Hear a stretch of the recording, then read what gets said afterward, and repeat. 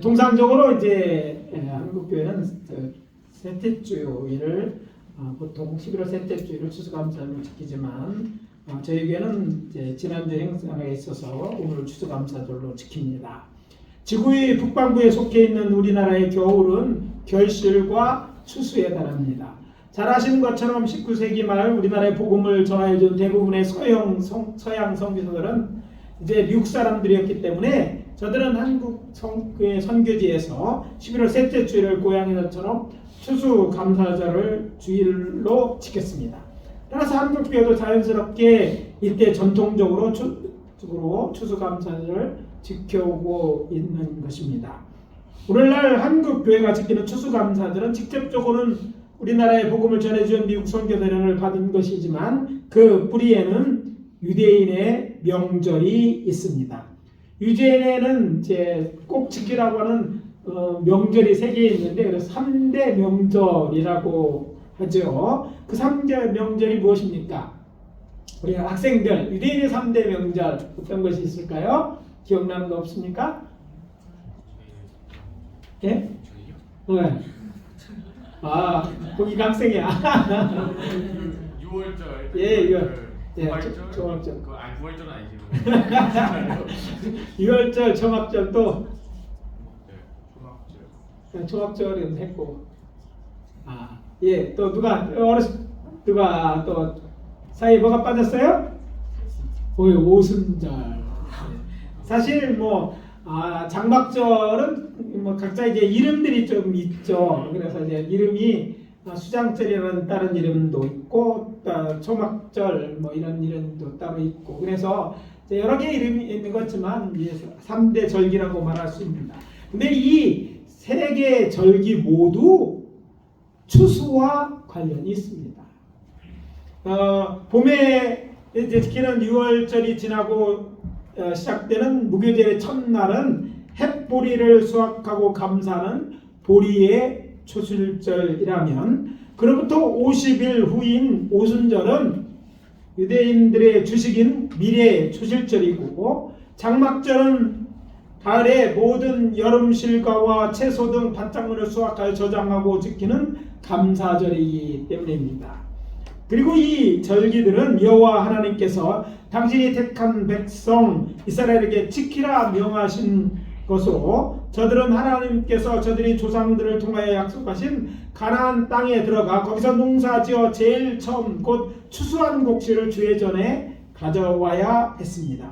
그런데 이런 절기들은 기본적으로 모두 하나님께서 주신 땅에서 때를 따라 농사를 지어 얻은 것을 주께 드리는 것 말고 다른 감사의 이유가 있습니다. 또 6월절 해방감사절이기도 하잖아요. 또 유대인들에게 있어서 오순절은 율법을 주신 날로 생각하는 것처럼 이런 특별한 의미를 더하고 있습니다. 그리고 그것들은 여호와 하나님의 거룩한 성품에서 나오는 분명하고 확실한 감사의 조건이기에 저는 이것들에 대해 오늘 아침에 봉독한 시편 136편 1절에서 3절을 본문으로 감사할 이유 있네 라는 제목으로 하나님 말씀을 전하고 은혜를 나누도록 하겠습니다.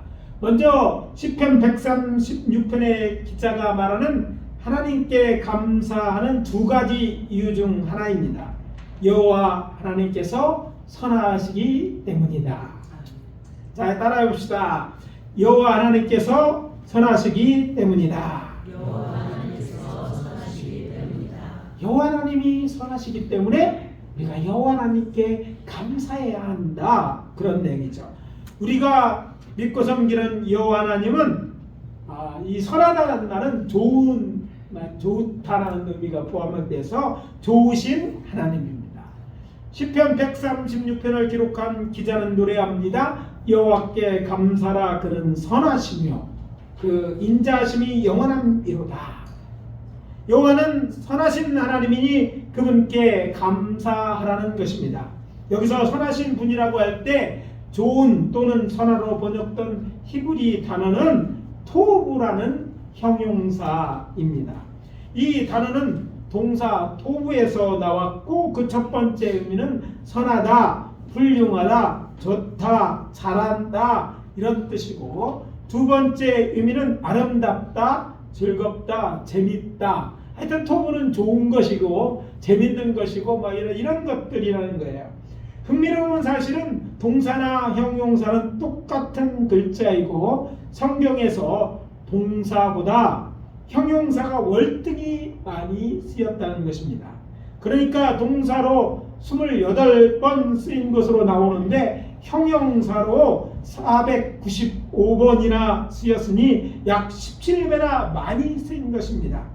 실례를 들어서 창세기 1장에 태초에 하나님이 천지를 창조하실 때 7번이나 이 토부라는 동사가 나오죠. 자, 여러분 기억하시죠? 성경 창세기 1장에 제일 먼저 많이 나오는 단, 하나님이 보시기에 뭐 했더라? 좋았더라. 이때 좋았더라, 토부라는 단어가, 동사가 나오는 것이죠. 하나님이 창조하신 엿새 동안 창조를 하시는데요. 둘째 날 하나님께서 궁창을 만드시고 그 궁창 위의 물과 아래의 물로 나누시고 아무 말씀도 하시지 아니한 것을 빼고는 하나님은요 계속해서 이제 뭔가 하나님 하루의 특별한 걸 창조하시고 이제 뭐예요? 하나님이 보시기에 좋았다라고 말씀하셨어요. 뭐 둘째 날은 없지만 셋째 날에는요 하나님의 천하물을 한데 모으라 명령하시고 다 모였을 때, 그리고 이제 한번 하나님이 보시기에 심히 좋았다라고 이야기하고, 또 땅에게 명을 해서 풀과 채소와 나무를 만드시고 다시 한번 좋았다라고 말씀하시므로 두 번 말씀을 하시죠. 다른 나라는 있는 날도 있고 뭐 하루 빼놓고 다 있는데, 또 세 번째 날 이제 두 번 있음을 통해서 6번 하나님께서 보시기에 좋은 것들을 만드시고 이제 창조를 마치시며 결론을 말씀하십니다. 하나님이 지으신 그 모든 것을 보시기에 심히 좋았더라. 창세기 1장 31절입니다. 심히 좋았다. 7번, 그러니까 완전하게, 그것도 하나님께서 심히 좋았다고 말씀하실 만큼 곧 하나님 수준에서 볼 때도 완벽하게 이제 아름답게 천지 만물을 하나님이 창조하신 것이다. 여기서 놓치지 말아야 할 것이 있습니다. 천지 만물과 인류의 역사의 기원은 세상에서 태어나 불과 100여 년 남짓 살다가 죽는 인간이 도저히 알 수 없는 비밀이라는 것이죠. 그런데 천지 만물을 창조하신 하나님께서 당신의 사람 모세를 통해 기록해 놓은 책이 창세기입니다. 그래서 창세기 1장에 하나님께서 말씀으로 이 천지 만물을 창조하셨고, 하나님께서 제일 마지막에 만드신 피조물이 남자와 여자 곧 사람인 것을 우리에게 가르쳐 줍니다. 이 장에 보면 여호와 하나님께서는 동방의 에덴 곧 기쁨의 동산 곧 낙원을 만드시고 자신의 형상대로 창조한 사람을 거기에 두셨습니다. 그러니까 먼저 사람을 만들 계획을 세우시고 하나님께서는 저들이 살아갈 수 있는 천지 만물을 심히 아름답게 창조한 것이라는 것이죠. 그렇다면 인간 창조의 목적이 무엇입니까? 이사야 선지는 분명하게 여호와 하나님께서 인간 창조의 목적에 대해 말합니다. 내가 내 영광을 위해 창조한 자를 오게 하라. 내가 그를 지었고 그를 내가 만들었느니라. 이사야서 43장 7절입니다. 그리고 이어지는 23절에서 말합니다. 이 백성을 내가 나를 위하여 지었나니 나를 찬송하게 하려 함이라. 이 두 군데 말씀을 통해서 여호와 하나님께서는 인간을 당신의 영광을 위하고 당신을 찬송하게 하려고 창조하셨다는 것을 알 수 있습니다. 그런데 여기 놓치지 말아야 할 것이 있습니다. 하나님은 억지로 그렇게 하도록 로봇을 만든 게 아니에요. 즉 무슨 하나님은 인간으로 그렇게 찬송할 수 있도록 그를 사랑하시고 모든 것을 그들에게 베푸심을 통해서 그것을 이제 깨달은 인간으로 찬송하게 만드신 거예요. 오직 하나님을 위하여 인간을 만드신 것처럼 보이지만 우리 놓치지 말아야 할 것은 하나님에 대하여 인간은 어떤 존재인가 하는 것입니다. 예수님께서 친히 말씀하셨습니다. 하나님이 세상을 이처럼 사랑하사 독생자를 주셨으니 이는 그를 믿는 자마다 멸망하지 않고 영생을 얻게 하려 하심이라. 우리가 잘 아는 요한복음 3장 16절 말씀입니다. 또한 사도 요한은 말합니다. 하나님은 사랑이다. God is love. 요한일서 4장 8절입니다. 그러니까 사랑의 하나님께서는 사람을 사랑하려고 곧 사랑의 대상으로 만드시고 그를 위하여 하나님의 보시기에 심히 좋았더라고 말씀하신 만큼 아름답게 또 완벽하게 아름다운 천지 만물을 창조하셨을 뿐만 아니라 그 안에 최초에 나온 에덴 동산을 창설하신 후에 거기에 두시며 그들을 사랑하셨습니다.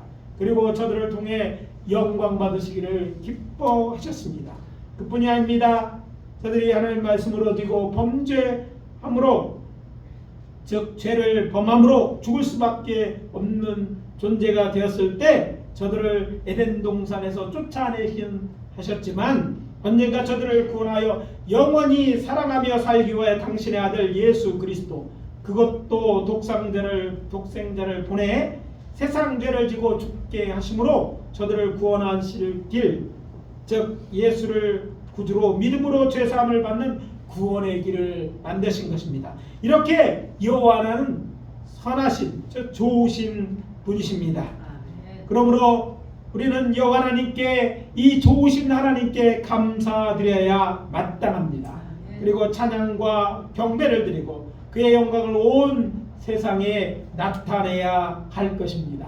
저희 교회 옆 건물에 이제 그 낙엽이 있다 이제 은행잎이 다 떨어져서 걸어다니면서 보일 수 있는 큰 글자가 있죠. 뭐라고 되어 있어요? God is good all the time. 예, 그렇습니다. 하나님은 좋으신 분입니다. 항상 좋으신 분이십니다. 흥미로운 사실은 시편 136편의 기자는 오늘 본문의 1절에 단 한 번만 그는 선하시며 라고 말씀하셨지만 이것은 시편 기자가 마지막 26절까지 이어지는 여호와 하나님의 인자심 영화다고 노래할 수 있는 것은 본성적으로 그가 선한 분, 좋으신 하나님이시기 때문입니다. 그러므로 그는 선한 분이라는 한 번의 언급만으로 여호와 하나님께 감사하기에 충분하다고 시편 기자는 생각한 것 같습니다.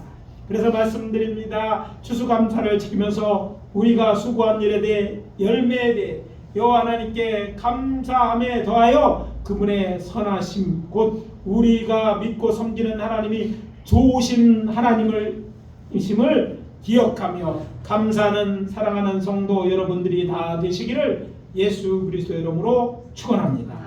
우리가 어떤 상황에 있든지 여호와 하나님은 우리에게 찬양과 경배를 받으시기에 합당하신 분입니다. 우리가 처한 힘든 환경은 인간의 타락의 결과이지 원래 하나님이 창조하시고 원하신 모습이 아니었습니다. 그러므로 우리는 인간을 위하여 천지 만물을 아름답게 보시기에 심히 좋도록 창조하신 하나님께 감사하고 그분을 예배해야 합니다. 찬양과 경배를 올려드려야 마땅합니다. 제 말에 동의하시면 큰 소리로 아멘. 그리고 우리가 수고하여 거둔 것이 적거나 부족할지라도 우리의 믿음이 적고 연약할지라도 우리를 사랑하시는 여호와 하나님의 사랑은 변함이 없을 것입니다. 하나님은 사랑하십니다. 그리고 그분에게 우리는 당신이 사랑하는 아들이요 딸입니다. 그래서 하나님은 사랑하시는 거예요. 이 사실을 잊지 마십시오. Don't forget it. 우리가 잊지 말아야 될 게 바로 이것인 것입니다. 많은 사람은 이야기합니다. 당신에게 여러 자녀가 있는 부모는 모든 자녀를 사랑하지만 마음이 더 쓰이고 도와주고 싶은 자식은 세상에서 잘 나가고 잘 되고 행복한 자녀가 아니라고 말합니다. 그런 자녀들은 자랑거리이긴 하지만 실제적으로 부모가 손을 내밀고 마음을 쓰고 믿는 부모라면 더 많은 시간 하나님께 기도하는 자녀는 상처가 많고 장애가 있거나 아픈 자녀 또 일이 잘 안 되어 부족한 것이 많고 연약한 자녀라고 합니다. 늘 아픈 저들은 부모에게 늘 아픈 새끼 손가락이기 때문인 것이죠.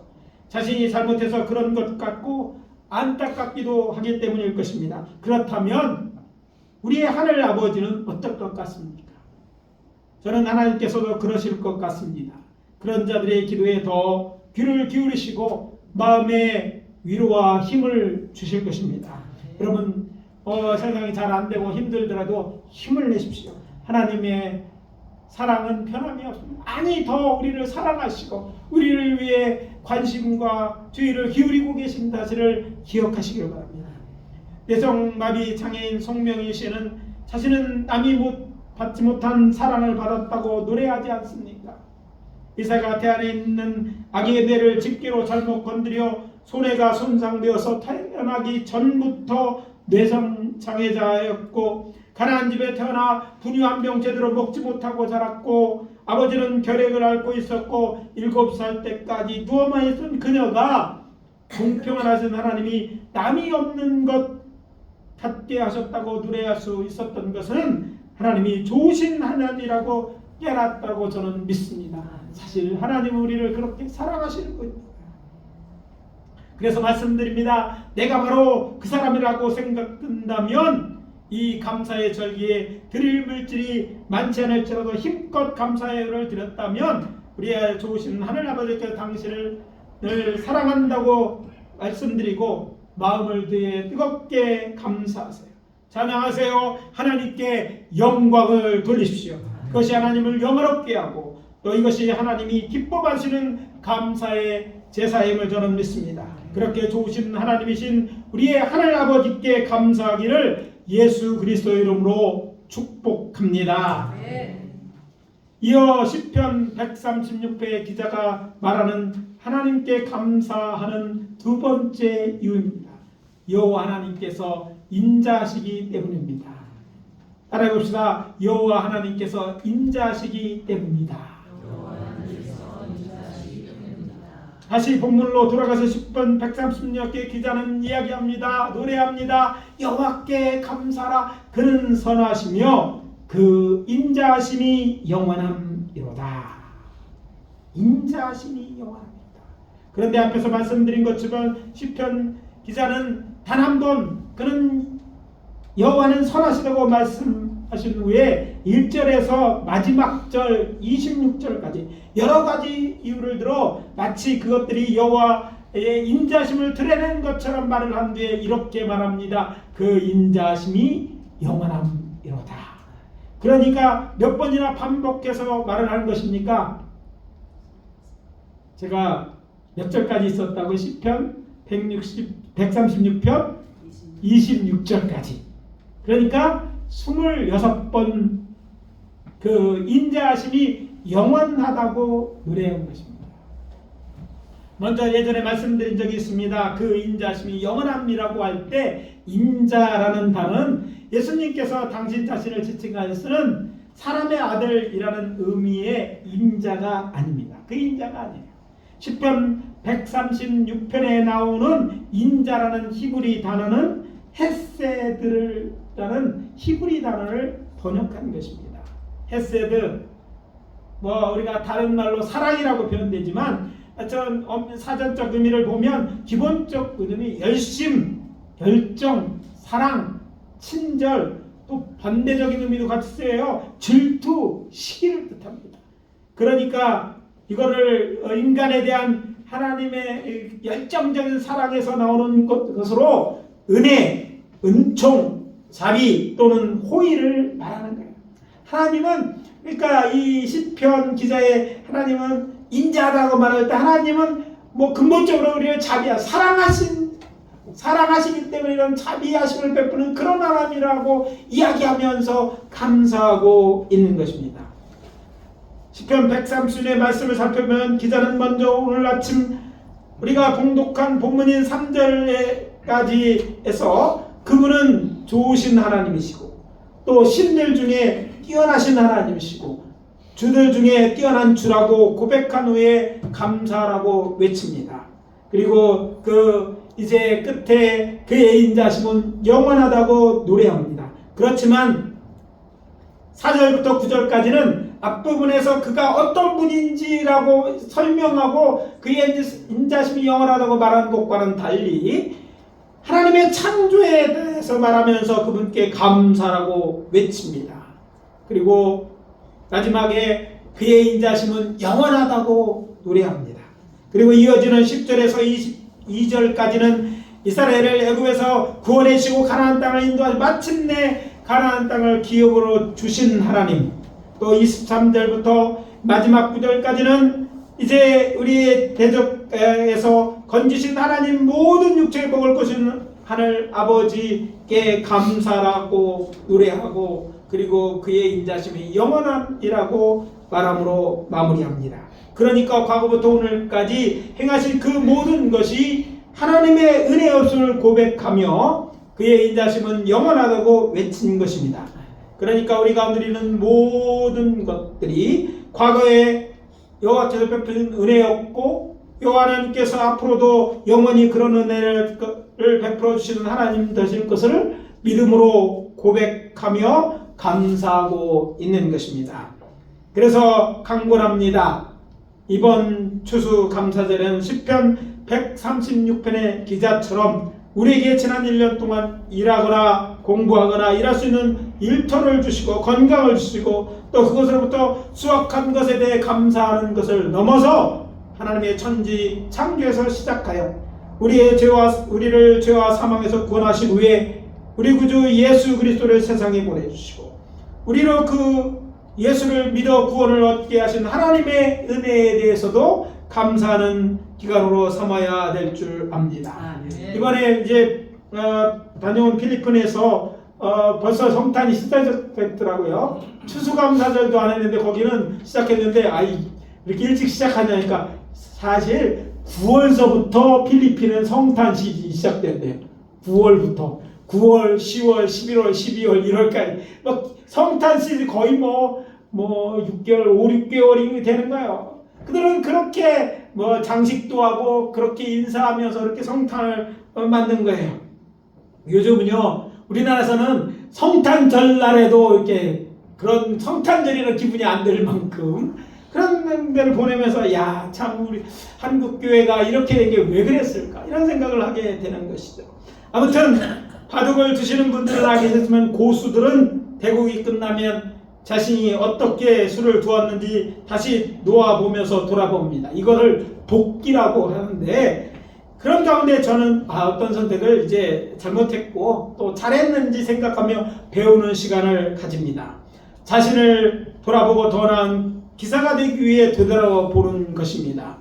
저는 하나님께서 허락하신 한 번밖에 살 수 없는 인생을 잘 살아내기 위해서 오늘보다 더 나은 삶을 살기 위해서 그런 시간이 꼭 필요하다고 생각하는데 바로 이 추수감사절이 그런 기회라고 믿습니다.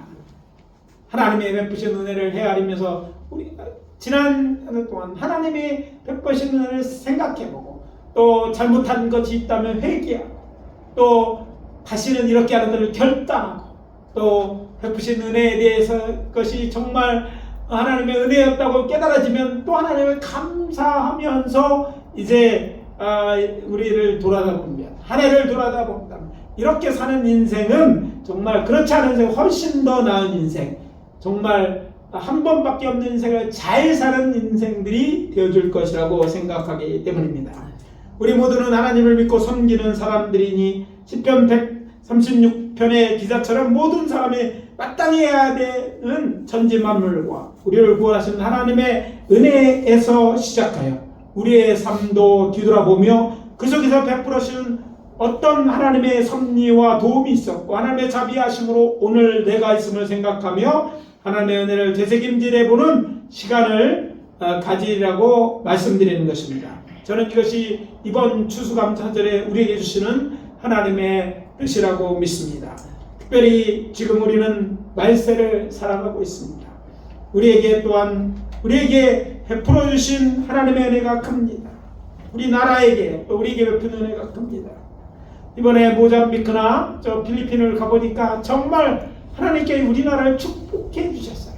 정말 가난했던 나라 전쟁 직후에 우리나라가 전 세계에서 유엔에서 정한 데서 꼴찌에서 두 번째였는데 모잠비크가 꼴찌에서 1등이 하더라고요. 얼마나 가난한지 알죠? 찢어지게 가난한다는 걸 알았어요. 그런데 이제 필리핀도 이제 돌아보면서 정말 우리가 얼마나 뭐 지금 필리핀이 10몇 년 전보다 굉장히 이제 발전했다고는 하지만 우리가 느는 것보다는 그렇지 못합니다. 생각해 보니까 이 나라가 이렇게 복받을 이유가 없었어요. 오직 제가 볼 때는 한 가지가 있었어요. 그 사이에 복음이 우리 땅에 들어온 거예요. 선교사들이 복음을 전했어요. 하나님을 알게 되고 하나님을 예배하게 되고 하나님께 기도하게 되고 그런 어려운 때 하나님께서 한국교회를 또 우리들을 축복해 주셔서 지금 지금 세계 10대 강국에 들면 군사적으로는 더 크게 느껴질 만큼 큰나고 강한 나라가 되게 하셨어요. 다 하나님의 은혜입니다.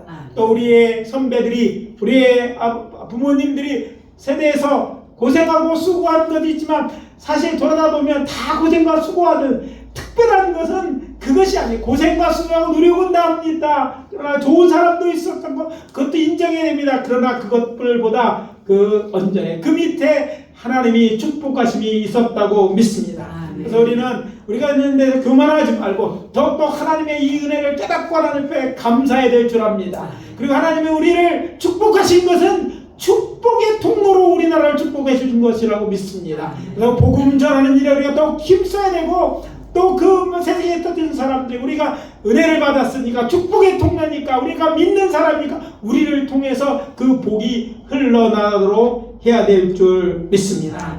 또 아버지 하나님 앞에서 우리가 우리의 작금의 현실을 돌아볼 때 생각해야 될 그런 경제적으로 정치적으로 우리도 아직도 혼미한 때를 살고 있지 않습니까? 전쟁에 대한 염려를 하지 않을 수 없고 또 우리와 자녀 미래 어떻게 될지 예측하기 어려운 때를 지나고 있습니다. 신앙적으로 한국교회는 이제 위기를 말하고 실제적으로 악한 영의 공격이 심하고 거짓 선지자들이 믿는 자를 유혹하고 많은 이들이 넘어진 그런 때를 우리가 살고 있습니다. 이럴 때일수록 열심히 사는 것만으로 충분하지 않습니다.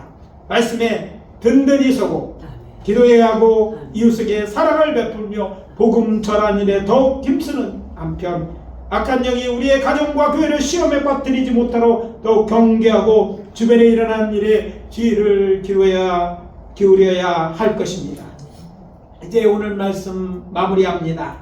우리가 믿고 섬기는 하나님은 좋으신 하나님이십니다. 그러므로 하나님께 감사해야 마땅합니다. 받은 바 은혜가 있으니 당연히 감사해야죠. 아울러 자비로우신 하나님께서 우리에게 베풀어준 은혜를 헤아려 감사하고 찬양해야 마땅합니다. 뿐만 아니라 오늘도 살아계셔서 우리를 기억하시고 우리를 건져주시고 우리에게 먹을 것을 주시는 하나님께 감사하고 그의 인자하심을 영원히 노래해야 할 것입니다. 그렇게 살기로 다짐하시는 분들은 큰 소리로 아멘, 아멘. 큰 소리로 아멘, 아멘. 기도하겠습니다. 아버지 하나님 주의 은혜와 사랑을 감사합니다.